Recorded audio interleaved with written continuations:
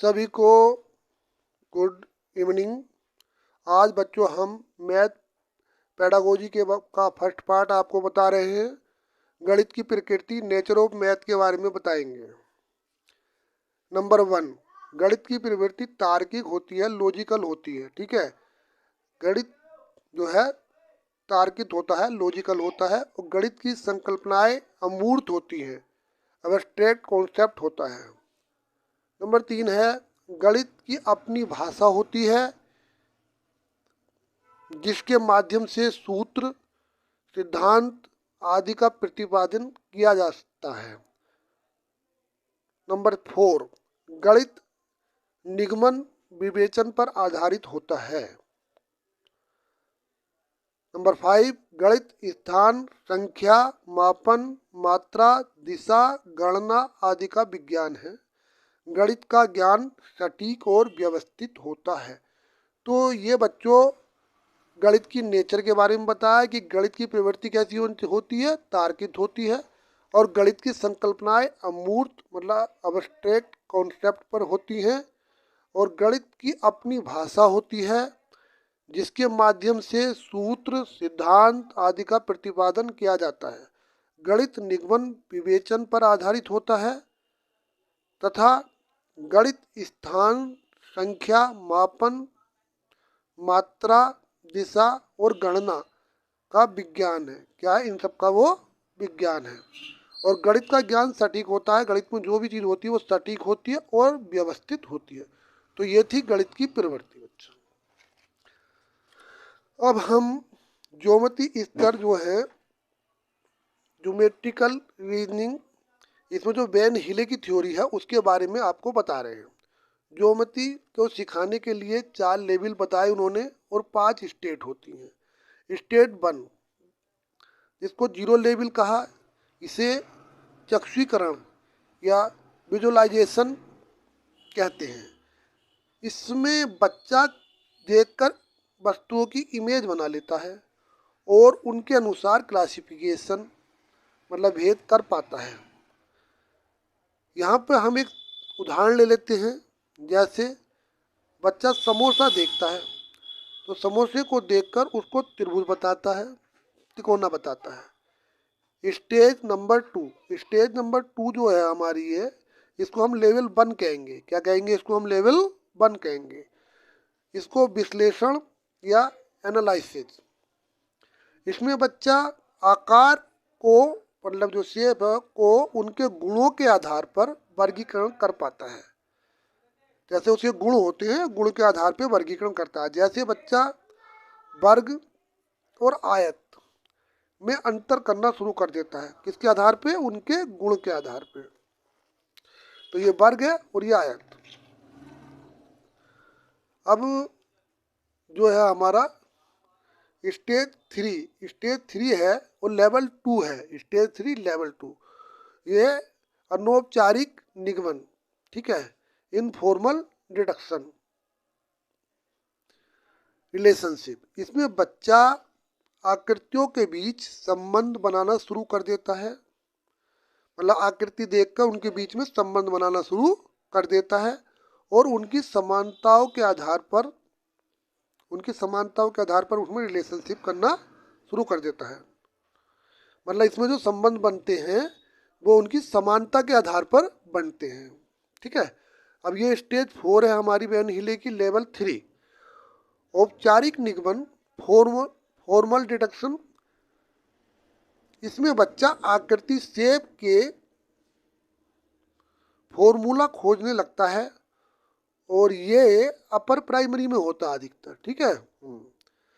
अब स्टेज 5 और लेवल 4, इसमें बच्चा अपने चिंतन के अनुसार खुद से चीज़ें बनाता है। ठीक है। तो वैन हिले ने ये थ्योरी दी है। इसके अनुसार जो है इसके 5 स्टेज होती हैं और 4 इसके क्या होते हैं? लेवल होते हैं। स्टेज फर्स्ट को 0 लेवल कहा गया। इसमें चक्षुकरण है, देखता है बच्चा इसमें और देखकर इमेज बनाता है और उसके अनुसार क्लासिफिकेशन कर पाता है। समोसे को देखकर त्रिभुज बताता है। ठीक है। और स्टेज 2 लेवल 1 कहा गया। विश्लेषण एनालिसिस। इसमें बच्चा आकार को उनके गुणों के आधार पर वर्गीकरण कर पाता है। जैसे बच्चा वर्ग और आयत, वर्ग में भी 4 भुजाएं होती हैं और आयत में भी 4 होती हैं, मगर उसका वो अंतर करना शुरू कर देता है। ठीक है। अब नंबर 3 स्टेज ये है अनौपचारिक निगमन। इसमें बच्चा आकृतियों के बीच संबंध बनाना शुरू कर देता है केवल उनकी समानता के आधार पर। समानता के आधार पर करता है। किसके आधार पर करता? समानता के आधार पर। स्टेज 4। स्टेज 4 क्या है? अनौपचारिक। औपचारिक है ये। क्या है ये? औपचारिक निगमन, फॉर्मल रिडक्शन। इसमें बच्चा आकृति शेप के फॉर्मूला, इसमें क्या हो जाते हैं? फॉर्मूला खोजने लगता है, और ये अपर प्राइमरी में होता है। ये चीज़ कहाँ आती है? अपर प्राइमरी में।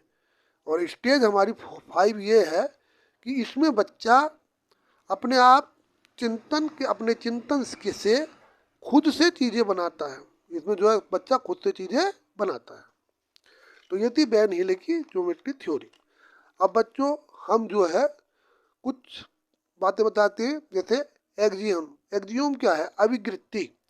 अभिवृत्ति ये मैथ में यूज होता है और मैथ पेडोलॉजी में आता है। पैथोलॉजी में ये आता है ऐसा स्टेटमेंट जिसको सच मान लिया जाता है। एक ऐसा स्टेटमेंट जिसको सच मान ले तो उसे अभिवृत्ति कहते हैं, बिना प्रूफ के। मतलब बिना प्रूफ के होता है, इसमें प्रूफ करने की जरूरत नहीं होती है। जैसे 6 + 6 = 12 हो गया, और 5 + 5 लिख लूँ अगर, तो ये हमारा 10 हो जाता है। तो ये सब प्रूफ करने की जरूरत नहीं है। तो अभिवृत्ति क्या होती है? अभिवृत्ति एक ऐसा स्टेटमेंट है जिसको सच माना जाता है और उसमें प्रूफ की जरूरत नहीं होती है। जैसे 5 + 5 = 10। दूसरा हमारा है कंजक्चर, अनुमान। ऐसा स्टेटमेंट, कोई ऐसा स्टेटमेंट जिसको सच साबित करने के लिए हमें पहले प्रूफ करने की जरूरत पड़ती है, तो उसको हम क्या कहते हैं? कंजक्चर या अनुमान। ठीक है। तीसरा टर्म हमारा है थ्योरम। क्या है? थ्योरम। जब कंजक्चर को प्रूफ कर लेते हैं, हम उसको जब प्रूफ कर लेते हैं तो वह थ्योरम या प्रमेय कहलाता है। तो वह क्या बन जाता है? थ्योरम या प्रमेय। अब बच्चों कुछ यहाँ पर दूसरे टर्म्स भी हैं इसके। सबसे पहला टर्म है सिमेट्री, सममिति। सममिति का मतलब क्या? जो किसी वस्तु को एक समान तथा बराबर भागों में बांटती है। यहाँ पे कोई चीज़ है, ये 2 बराबर बराबर भाग हो गए, सिमेट्री कहते हैं। तो उसे हम क्या कहते हैं? सिमेट्री कहते हैं। यहाँ पर ये था और इसमें जो है ये बराबर भागों में बट गया, तो ये हो गई हमारी सिमेट्री। ये सिमेट्री हो गई है।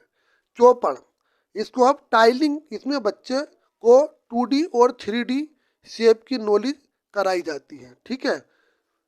तो चौपड़ में क्या करते हैं हम? इसमें जो है 2D और 3D की नॉलेज कराई जाती है। गिनतारा, अबेकस।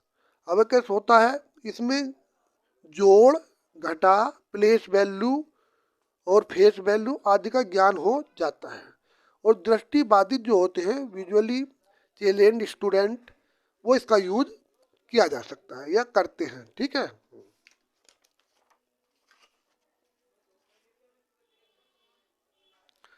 अब है जियो बोर्ड। जियो बोर्ड क्या है? इसके माध्यम से बेसिक ज्योमेट्री का ज्ञान दिया जाता है। बेसिक ज्योमेट्री का ज्ञान दिया जाता है। इसमें केवल 2D शेप, जैसे स्क्वायर होता है, रेक्टेंगल होता है, इनका ज्ञान दिया जाता है, और 3D शेप का ज्ञान नहीं दिया जाता। तो 3D शेप का ज्ञान इसमें नहीं दिया जाता है। एक है जियोजेब्रा। यह एक कंप्यूटर आधारित सॉफ्टवेयर है और जिस पर ज्योमेट्रिकल शेप का ज्ञान दिया जाता है। 2D और 3D दोनों का ही होता है, वो 2D और 3D दोनों का है। फिर बाद में हमारा है ग्राफ पेपर। ये बहुत इंपॉर्टेंट है, ग्राफ पेपर। और ग्राफ पेपर, इसमें दशमलव नंबर का ज्ञान दिया जाता है। इसमें क्या होता है? दशमलव नंबर का ज्ञान दिया जाता है। अब इसके आगे है डॉट पेपर। इसमें ज्योमेट्रिकल शेप तथा इंग्लिश अल्फ़ाबेट का ज्ञान दिया जाता है। एक तो ज्योमेट्रिकल शेप हो गई और दूसरी हो गई इंग्लिश अल्फ़ाबेट का ज्ञान दिया जाता है। सिमेट्री पढ़ाने के लिए डॉट पेपर का यूज होता है। ठीक है, अब है 10 ग्राम। इसमें ज्योमेट्रिकल शेप की जानकारी दी जाती है और ये जानकारी हमारी पिक्चर के माध्यम से दी जाती है। ठीक है, और फिर है डाइस ब्लॉक। इसमें प्लेस वैल्यू के यूज के लिए होता है और फ्रिक्शन, मतलब फ्रिक्शन का नाम याद कर लेना, का ज्ञान भी दिया जाता है। ठीक है बच्चों, अब इसको हम एक बार और रिवाइज कर लेते हैं इन टर्मों को। देखो, सिमेट्री जो होती है, जो बिना किसी वस्तु को एक समान, जो किसी वस्तु को, जो बिना नहीं, जो किसी वस्तु को एक समान तथा बराबर भागों में बांटता है, उसे हम कहते हैं सिमेट्री। यहाँ पे दो बराबर भाग हैं। और चौपड़ जो है, टाइलिंग है, इसमें बच्चों को 2D और 3D शेप की नॉलेज कराई जाती है। गिनतारा जो है अबेकस, इसमें जोड़, घटा, प्लेस वैल्यू, फेस वैल्यू आदि का ज्ञान हो जाता है। दृष्टिबाधित बच्चे होते हैं जिन्हें जो है कम दिखाई देता है, वो भी इसका यूज, उनके लिए इसका यूज किया जाता है। फिर हमारा जियो बोर्ड। जियो बोर्ड, इसके माध्यम से बेसिक ज्योमेट्री का ज्ञान दिया जाता है। इसमें केवल 2D शेप, स्क्वायर और रेक्टेंगल का ध्यान दिया जाता है, 3D का ज्ञान नहीं दिया जाता। ठीक है, जियोजेब्रा यह एक कंप्यूटर पर आधारित सॉफ्टवेयर है जिस पर ज्योमेट्रिकल शेप का ज्ञान दिया जाता है। 2D और 3D दोनों का ध्यान दिया जाता है, इस पर 2D का भी और 3D का भी।